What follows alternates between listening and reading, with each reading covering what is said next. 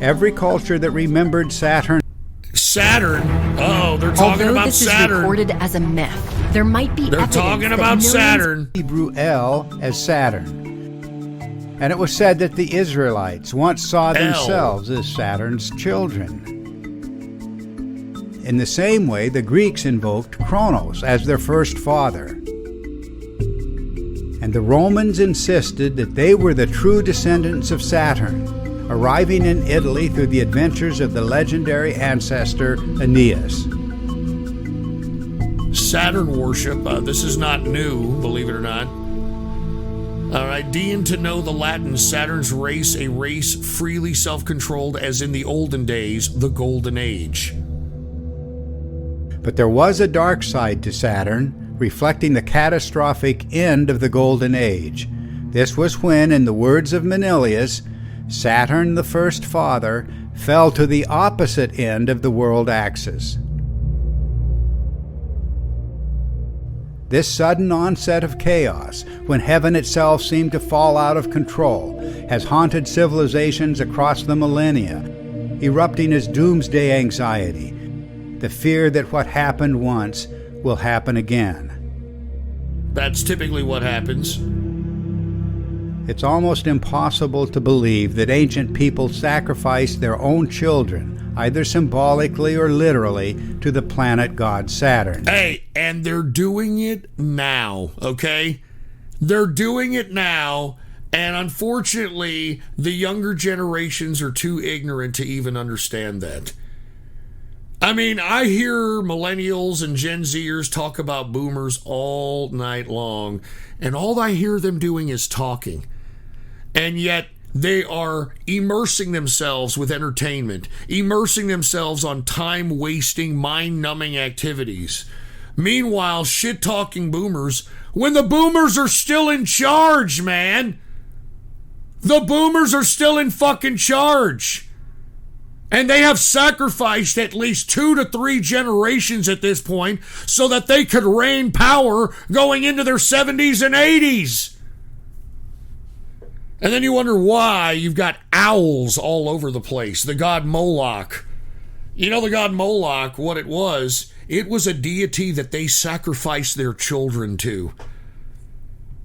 Owls and deities of owls are being built all over the place. I mean, take a look at the Frost Bank building in Austin, Texas. The Frost Bank building in Austin, Texas is a owl that's hidden within the architecture that's right before your eyes. And if you've ever been to 6th Street, the owl looks down upon 6th Street. And what is 6th Street? Of course, it's the number 6.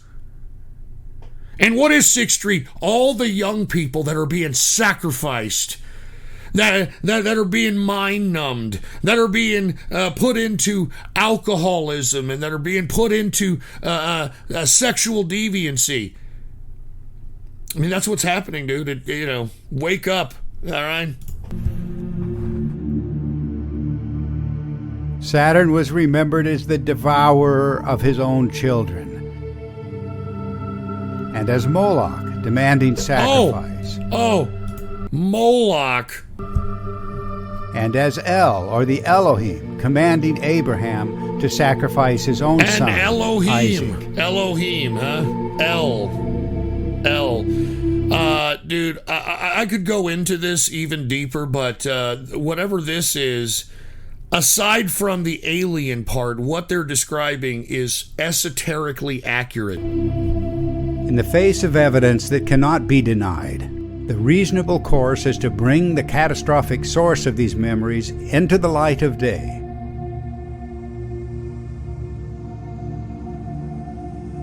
And by the way, Saturn is worshipped by the Jews. And what they represent Saturn with is many different type of symbols. But one of the symbols that they use is a black box that they put on their heads. I don't know if you have ever understood anything about the black box, but the black box is a very huge symbol within the Satralian Brotherhood. Okay? Now, have you ever seen Hasidic Jews who put a physical black box on their head, that's what they're worshiping is Saturn. If you take a look at the Hajj, which has been canceled in year 2020, you want to know why all this shit's happening in 2020? What is 2020? You've got the show 2020. Your vision must be 2020 to be able to see things, etc. This is a very esoteric year for the powers that be, and that's why they're trying to utilize the lack of vision that they have entailed in most of the population in asserting their centralized globalistic dominance. And by the way, as I was alluding to, the Hajj, if you ever take a look at the Hajj, in which all the Muslims have to make one point in their life a Hajj to Mecca, okay? What they do, if you've ever watched the Hajj, they go around in a counterclockwise circle around a black box. And in that black box, which, believe it or not, is a meteor. It is a meteor in that black box. This is yet another worship of Saturn that is above the heads of the people that are actually worshiping the dogma being put forth by Islam or Judaism. Okay, so whenever you hear Saturn, this is a very big deal. I'm not joking around. Here, I'm going to play a little bit more of this. Doubleday in 1980 began the reconstruction of a spectacular formation formerly seen in the sky, a gathering of planets looming immense above the ancient witnesses. I was working with the mythic archetypes, cultures everywhere using different words and different symbols to describe eerily similar events. Remember, I've talked to you a lot about But the symbols. planetary model presented in the Saturn myth was far from complete. Amongst the greatest of enigmas was the cosmic wheel recorded by every ancient culture. Images of a wheel in the sky carved on stone are older than civilization itself. Many archaeologists see these wheels as an imagined vehicle of the sun rolling across the sky. But in its most common form, the cosmic wheel doesn't go anywhere. Often it rests on a stationary pillar, or atop a stairway, or ladder, or is turned by a rope while resting on an altar or table. And the spokes of the wheel are not functional as such. They are fluid and etheric. Now, let me explain what this guy is going to allude to, okay? What this guy's going to allude to is that this is some kind of alien aircraft, which is a bunch of shit. Now, if you take a look at this symbol, what does it look like? It looks like, first of all, a cross, right? It looks like a cross, and then you've got a circle within the cross. Now, I'm just gonna keep that in mind, okay? This guy, I've never even seen it. He's gonna say this was obviously an alien spacecraft, okay? I'll explain some more to you in a minute. Archaic gods and heroes hold a wheel in their hands. A cosmic wheel served as the throne of gods and cultural heroes and wise men, symbolically replicated in the wheel thrones of kings on earth. The wheel throne of Buddha underscores our point. And even the popular footprint of Buddha recalls the same wheel in heaven. The inspiration and by did the not... way, this is an actual Buddhist tablature, for a lack of a better term. And take a look at that. That looks like a Nazi symbol, doesn't it? Because in Buddhism, the swastika represents the sun. Compare these prehistoric instances of the pictographic wheel from Ireland and from California. Different parts of the wheel are clearly evident. Okay, a large now circle. Let me explain something to you once again. Because many of these primitive populations that have depicted this so-called wheel, what people don't understand is that psychedelic, as opposed to psychotropic drugs, they're psychedelic drugs that are natural within nature. There's peyote, there's ayahuasca, or whatever that fucking new shit that Vice is trying to shove down everybody's throats. There's mushrooms, especially mushrooms.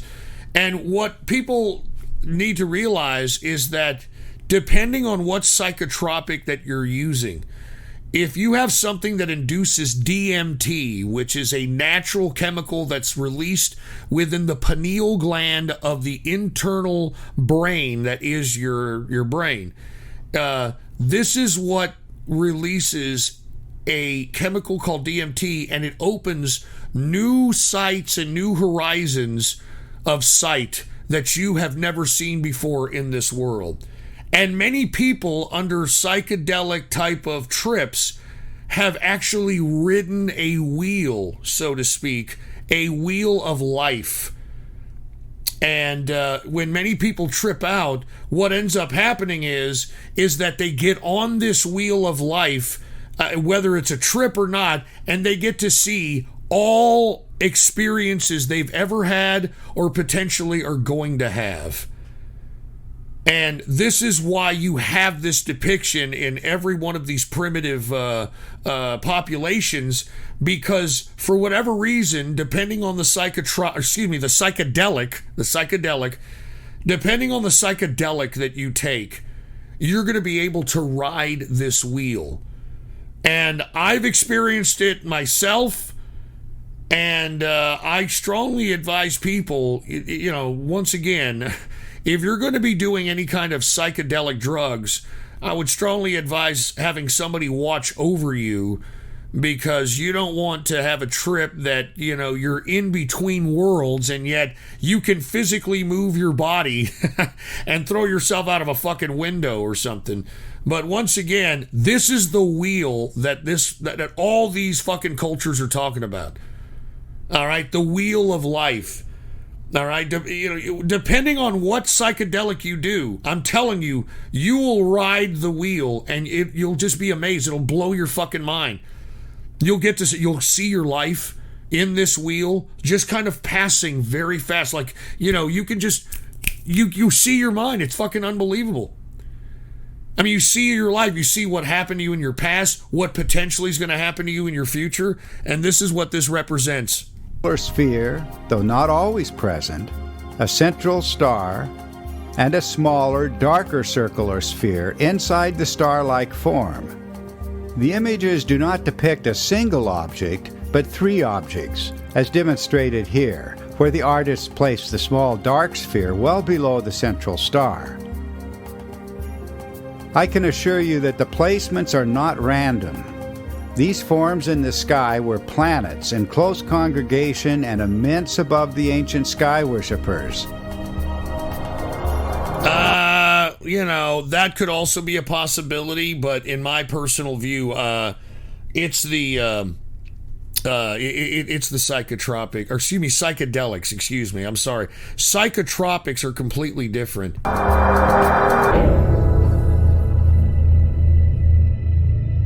The stories begin with the appearance of this celestial formation, heaven, when heaven was close to the earth. The original unity of the sky formed by the Great Conjunction, when a straight line or arrow could pierce the hearts of the gathered powers.